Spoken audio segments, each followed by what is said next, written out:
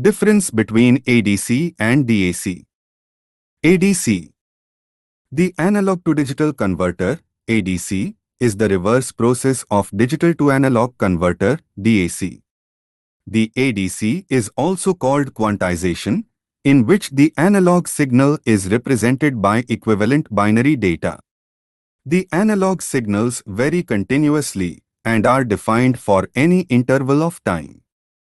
The digital signals, or data, can take only finite values and are defined only for discrete instants of time.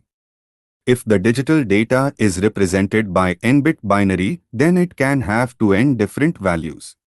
In ADC, the given analog signal has to be divided into steps of 2n values, and each step is represented by one of the 2n values. DAC. The digital-to-analog converter, DAC, is a process in which signals to have to defined levels or states are converted into signals having theoretically infinite number of states.